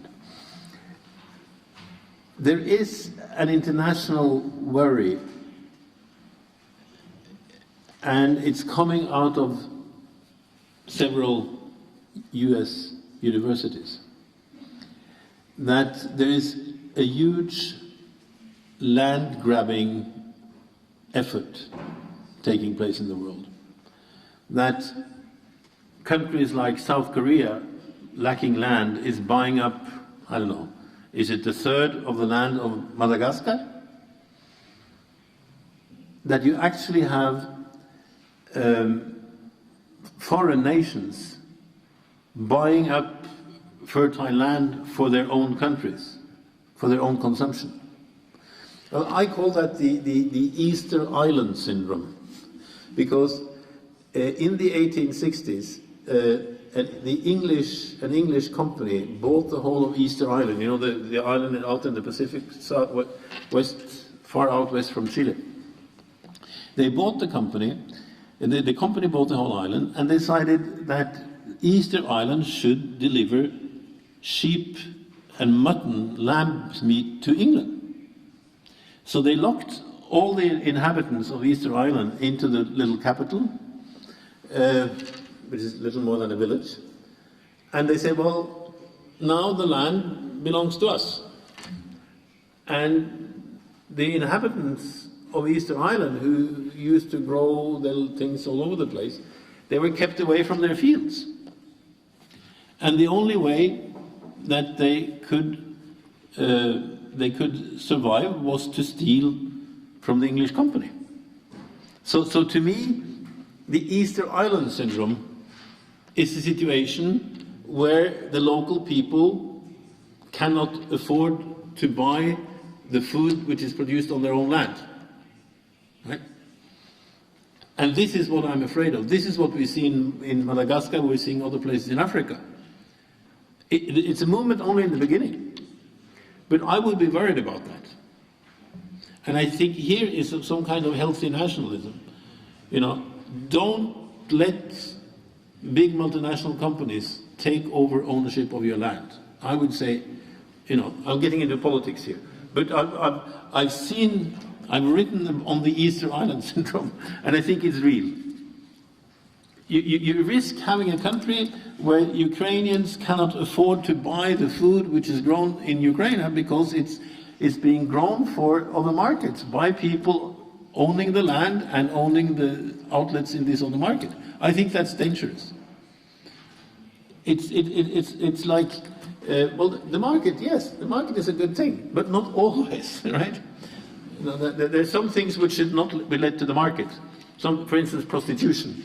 When the market enters too far into the personal field, we call it prostitution, right? And I think one should be aware of the limits of the market. For instance, the United States in 1994, they signed their treaty with the NAFTA treaty with Mexico, and they discovered that with that treaty, Mexican truck drivers could actually take over all the trucking business in the United States.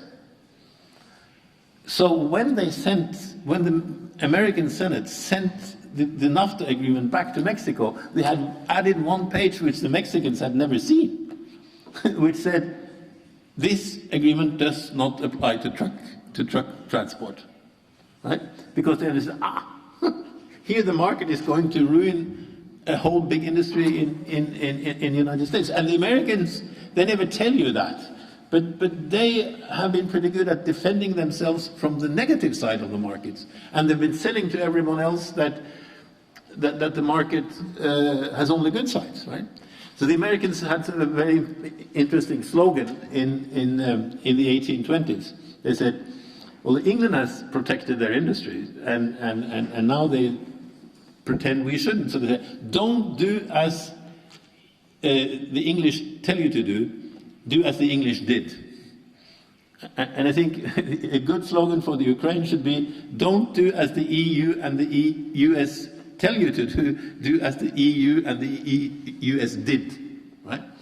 You know, don't listen to what they say, follow what they did. So I think, if I can introduce that term, the Easter Island syndrome, it is a risk. If you are a fertile country and poor, that is a risk. I'm not arguing against. Well, we have, you know, in Norway and Denmark, you know, there are rules, and in Switzerland there are rules. Foreign people can only buy. In Switzerland, for instance, which is a very capitalist country, if you are a foreigner and you try to buy an apartment in Zurich, well, you have problems. Foreigners can only buy property in Switzerland in underdeveloped areas where they need the money, not where the money is.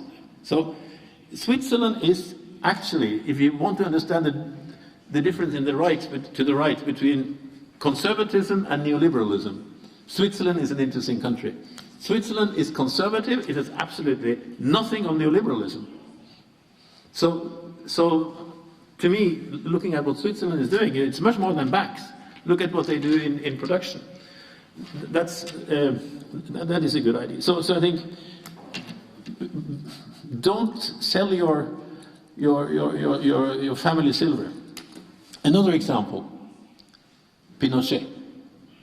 General Pinochet in Chile is probably the most right-wing person you can think of, right?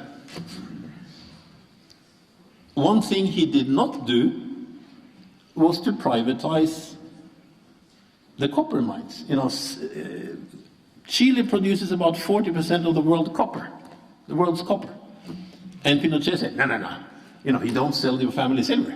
So he actually kept Codelco, which is the state-owned mining company. He kept that. He didn't sell it to foreigners. Right? So you know, I'm saying, you know, learn from Pinochet. But having Ukrainians, and then, but the problem is, the problem of straw men. In Malaysia, the problem is that the Chinese own too much, the local Chinese, right? And then they have a law. They made a law saying, well, all companies need a 50% or 51% native ethnic Malaysian ownership. And what did you get? Well, you got a lot of strawmen, Malaysian strawmen, who were actually passive owners for the Chinese, the local Chinese. So, you know, even though these laws with the best meaning, you want to keep your national control, it's difficult. And once the ownership is out of once the ownership is out of the country, it's difficult. Maybe you should. There's a professor at the University of Boston who's doing very interesting studies of these land grabs around the world. Maybe he's a person to contact, because this is a growing and serious issue. You know, don't become like Easter Island. And institutions is you know what the World Bank and the IMF. When something is wrong, they blame corruption and they blame the institutions. But there's something about the arrow of causality here, that institutions are a product of the context. It's not that the Venetians invented property rights so they could build a city. No. The Venetians had a city which needed to get organized, and therefore in 1152 they invented a centralized cadastral system of property rights. So the problem comes first, and then the solution, right? It's not that the Venetians invented insurance so that they could have long-distance trade. The Venetians had long-distance trade, and it was very risky, and it was very complicated, and to distribute the risk, you know, they had 50 owners who had owned 2% each of a ship. Incredibly complicated. In that situation, they invented insurance by distributing risk in another way than distributing ownership. Right? And I think to expect institutions that grow out of an industrial society to pop up in an agricultural society so you can have industry, that's the wrong way around. And that's one of the basic mistakes of the IMF. And the World Bank. You know, I see it in countries like Zimbabwe. You know, the central bank saying, well, we cannot do anything because we don't have the institutions. So we have to get the institutions first. And I say, no, you have to get the economic structure first, and then the institutions come, right? This is in a sense logical. It's a chicken and egg problem, but it is a logical problem. So there's something here about institutions, and there's something about land. I would, and especially foreign ownership, but the Malaysian example also tells you that you could have technically Ukrainian citizens, but they could be just strawmen. And these things are very difficult to get around. So it's tricky. I think you should look at land grabs. Thank you so much, Professor. Будь ласка, пан Галасюк, потім пан Співаковський. Thank you very much. Volodymyr Галасюк, Ukraine industry expertise. You have mentioned about the Pinochet, and so there is a more impression that Ukraine must come through some period of dictatorship also, maybe some educated dictator, something like this.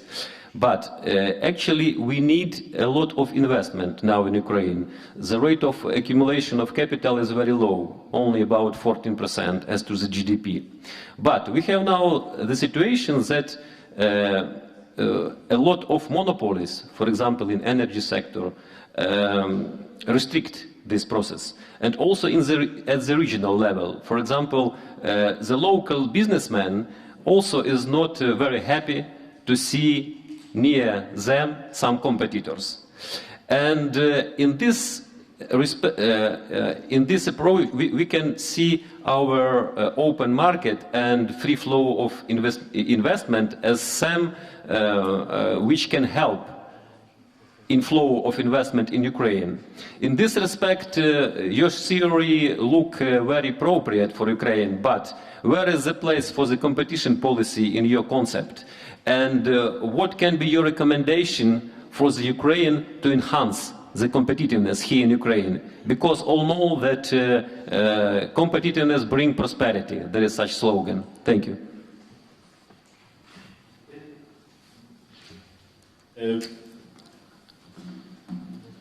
Investment and capital formation is a problem. But if you look at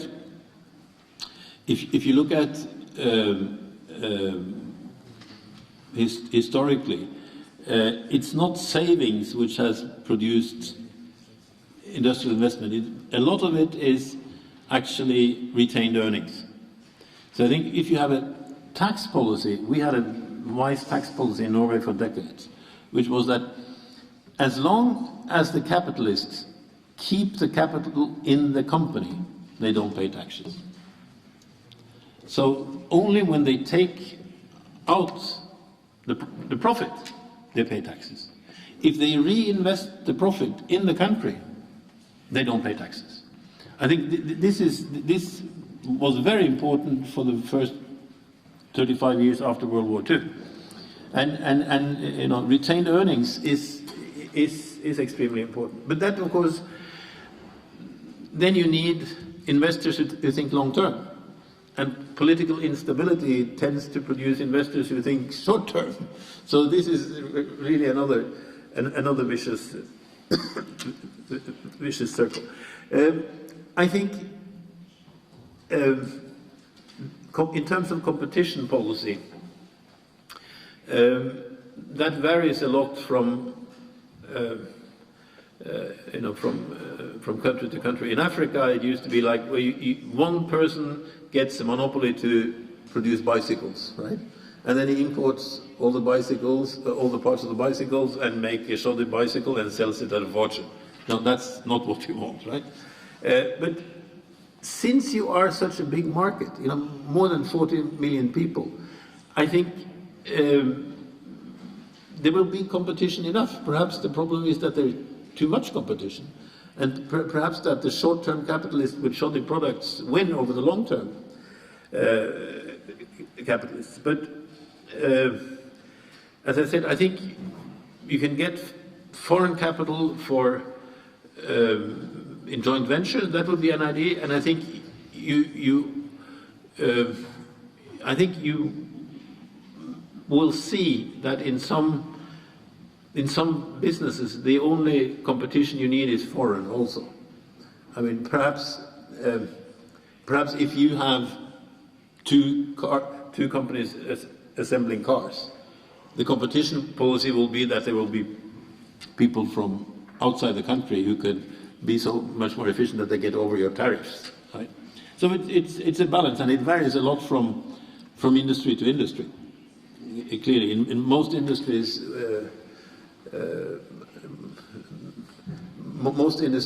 competition itself takes care of the competition problem, except if you see the big fights going on now between Europe and the United States. You know, Europe and the US are both cheating when it comes to airplanes, and they're cheating when it comes to high tech. And Ireland is a tax haven, etc., etc. But I don't think you have to worry about that, because you're not going to have a company competing with Bill Gates. Yes, you need competition, but perhaps it can foreign competition can be enough in some cases. Thank you, Professor. Будь ласка, пан Співаковський. My name is Vladimir Spivakovsky. I am the president of Corporation Grant. Professor Reitner, I want to say thank you very much for the hope that you give to our country and to our industries.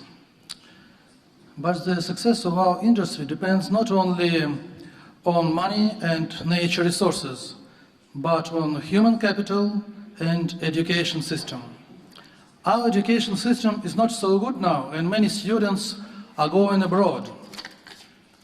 Have you any suggestions how to develop our education system? Because without diligent people, we have no chance to progress our industries. Well, I think in terms of education system, the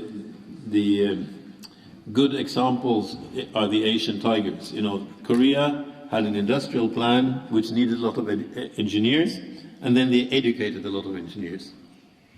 Too often you see in poor countries that there's a mismatch between the education policy and the industrial policy, so that you educate a lot of people who only can work abroad. Right? So the coordination here between industrial policy and investment policy is important. And I think traditionally you have had a good education system. And there are two countries which have been very successful in their education policy. It's Ireland and Taiwan. I worked in 1980, my first job after university was for an American company advising the Irish Prime Minister on industrial policy.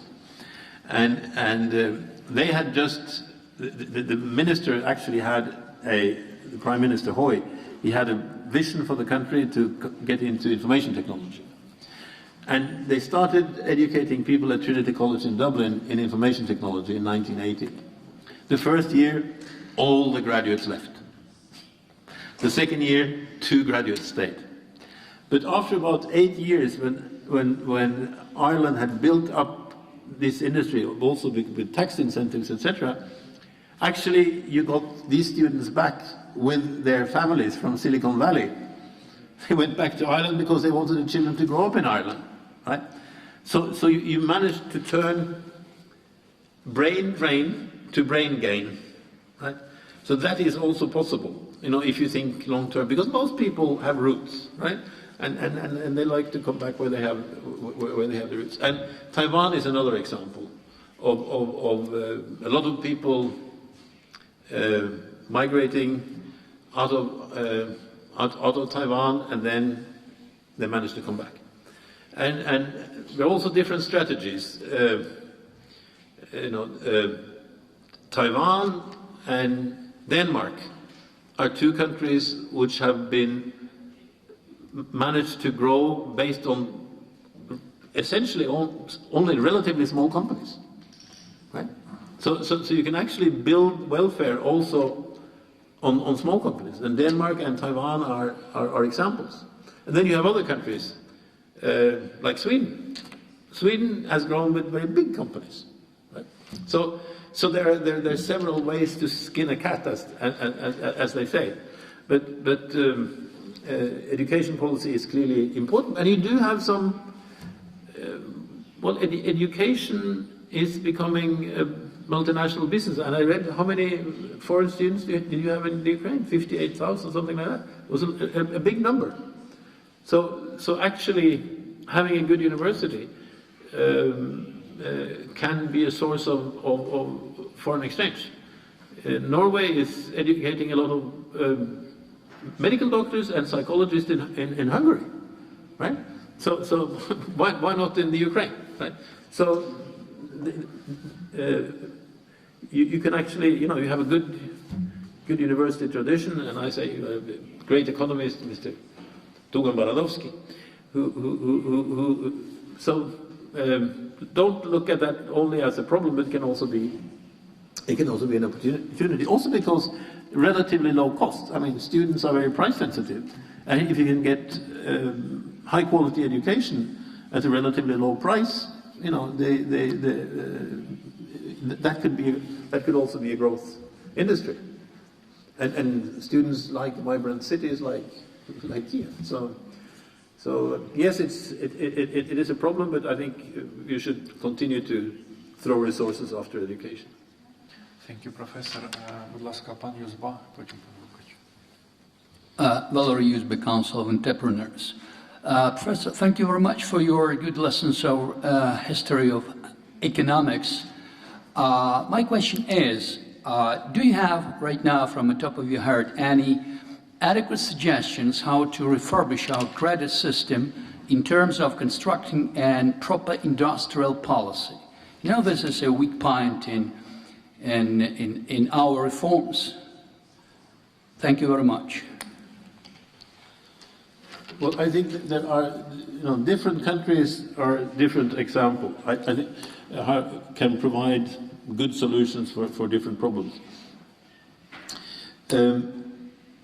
Brazil is an interesting country right now with a lot of problems, but Brazil has had an excellent development bank, BNDES. I think one of the things you should do is actually to, I would suggest you go to the Brazilian embassy and say we would like to learn from you. They have for a long time developed programs to help big business, to help small business, and there are a lot of small Brazilian manufacturing companies who have benefited from credit, from government credit. But clearly, you know, giving out money to finance investment is a risky business, and you need some skills, and you need some absolutely, you need what the Germans call a Weberian bureaucrat. After Max Weber, you know, the Weberian bureaucrat had two. They were still writing with fluid ink, so he had two ink pods. He had one ink pod for private letters and one ink pod for government letters. And according to who he was writing for, who was working for, he would use the appropriate ink. You know, this is the I think an example of the kind of bureaucrat you need, and they can be created. But you know, it was it was Francis Bacon in around 1605 who said that there are two kinds of people. There are those who collect money and those who collect technology. And you just have to match. You have to match the people who collect money with the people who create technology. You know, matching the capitalists and the entrepreneur. And that's a difficult business. And also, interestingly enough, Bacon had this slogan. He said that money is just like muck. It's just like fertilizer. It's only useful if you spread it, right? And I think this is the trick. You know, if you leave the fertilizer there in the pile, it doesn't do any good.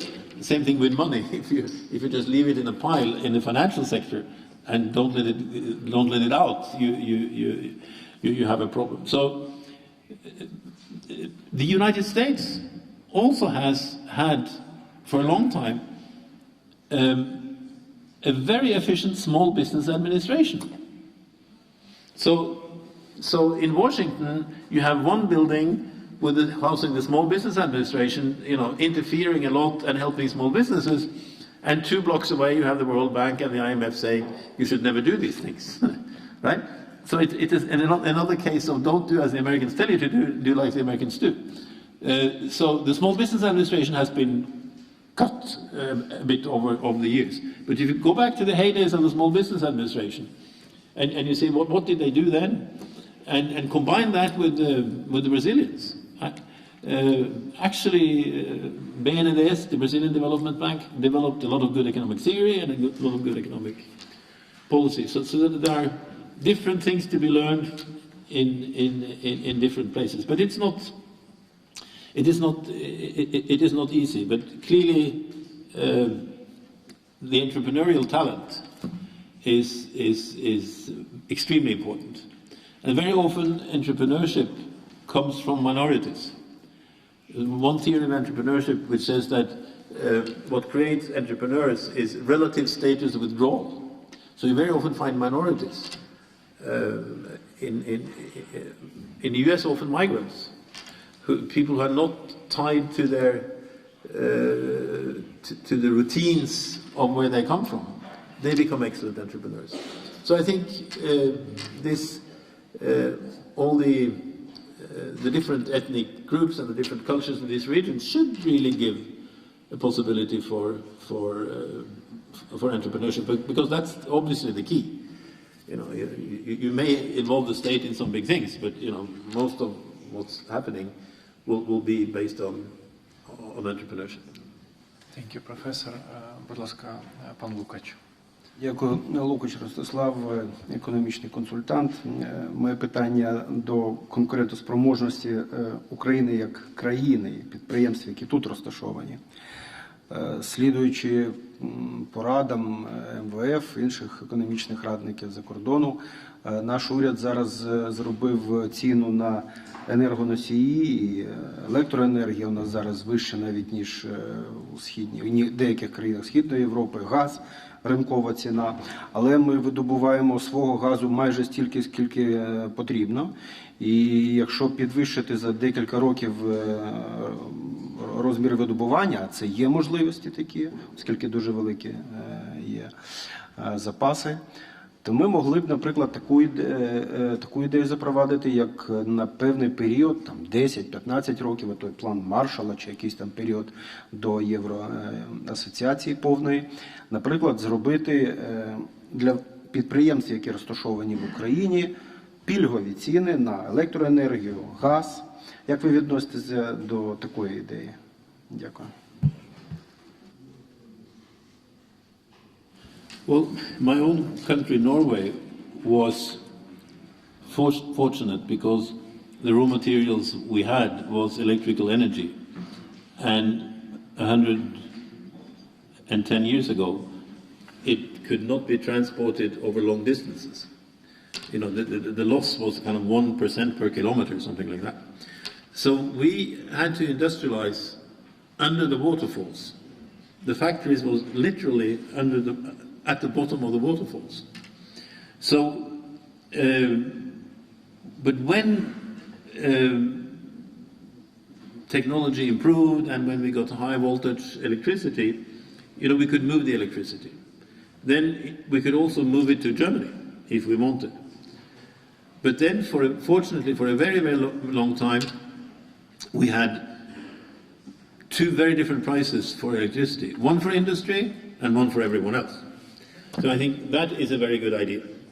That is a very good idea. You see, Iceland is now becoming competitive in aluminium. Why? Because their electricity is so far away that, you know, not even with modern technology you could bring it to Germany or to the continent. So they have a kind of a natural advantage. And I think absolutely two different prices on electricity. And there will always be an argument what that price should be. But you could go back to Norway and the old days and see what they did. And Norway became, you know, we don't have any bauxite, but we became one of the biggest producers in the world of aluminium, right? So you can do similar things. You know, there was an important book about Southeast Asia was called Governing the Market, right? And this is, I think that's a good idea. You have to govern the markets. Don't let it run alone, but govern it. And one way of doing that will be to have differential prices. Absolutely. Шановні колеги, на жаль, час нашого округлого столу добіг кінця, і я попрошу професора Райнерта зробити заключні ремарки. Professor Reinert, would you be so kind as to giving us final Okay. Well, I think the key, the core of what I've been saying is that economic structure matters. You know, we all intuitively understand that. If you take all the people who wash the floor of a hospital in Kiev and put them in one country, and then all the surgeons of that hospital and put them in another country, well, you're going to have one poor country with people washing the floor and one rich country with surgeons, right? And if you let the surgeons go to one school, and the children of the surgeons to one school, and the children of the people washing the floor in another, well, pretty soon you have a nasty class society, right? So economic structure matters. And inside this economic structure matters, manufacturing matters the most. Also, clearly, service sector matters. The service sectors which are subject to increasing returns and barriers to entry, just like manufacturing. So what we're really saying is that imperfect competition and technology under imperfect competition is what brings society forward. It's not equilibrium. You know, Schumpeter is kind of the theoretician. I go back to Joseph Schumpeter, the Austrian economist, who puts innovation at the core of capitalism. It's not money. It's innovations which require investments. And that's where the money comes in, right? So he said that, well, in capitalism there is always somebody living in the top floor in the luxury suites of the big hotels. But these people change. They're not the same. After a generation, the people who are living in the expensive top floor suites are new ones, right? And this was the difference between feudalism and capitalism. And the feudalism, you had some privileges, and you were, in order to survive, you had to fight for those privileges. It's not like that in good capitalism. In capitalism is, you have to innovate to stay on top. And that's what gave the dynamics of capitalism, that in order to innovate, in order to stay competitive in the right sense of the word, you had to innovate. And it was a picture from, a mental picture from Alice in Wonderland, where you have one of the figures saying to Alice, "This is how fast you have to run here in order to stand still." That metaphor for capitalism, this is how fast you have to innovate here in order to keep making the same money, right? Because the good thing about this is that it's innovation driven. The bad thing is if the innovations are all in foreign countries, right? And back to the Cecchini report, which was the basis for the European, for the Maastricht Treaty, really.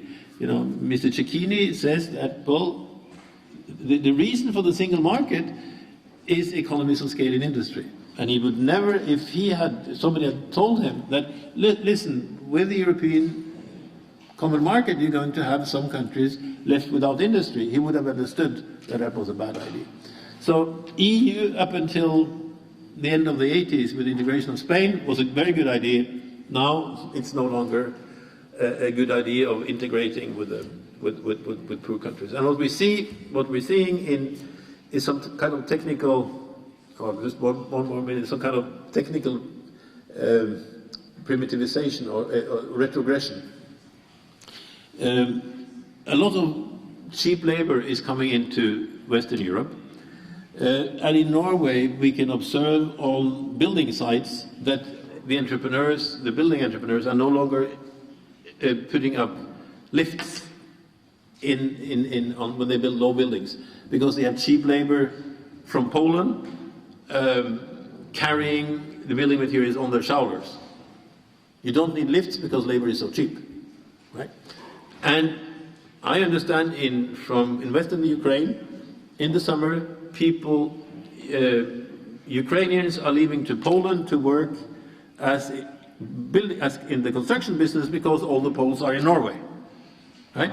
So you get the opposite of Schumpeter's idea of creative destruction. You actually get a system where technology is being lost, technology is more primitive, and people get poorer, right? So in a sense, this is the good. What's happening is the good things of capitalism, but in reverse, right? People are chasing not innovations, but cheap labor, right? And that's being in the end of that, being the supplier of construction workers to Poland because the Poles are making more money in Norway.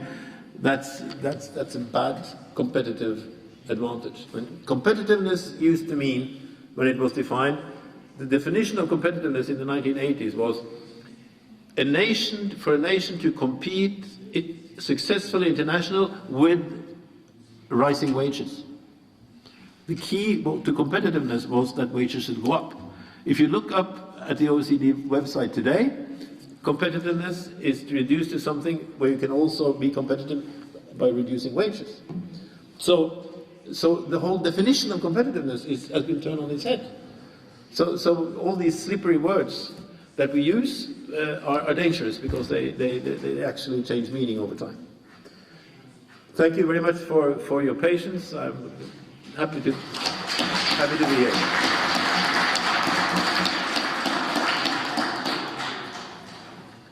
Шановний професоре Райнерте, я ще раз дякую вам від імені українських парламентарів, виробничників, експертів, які присутні тут з нами сьогодні.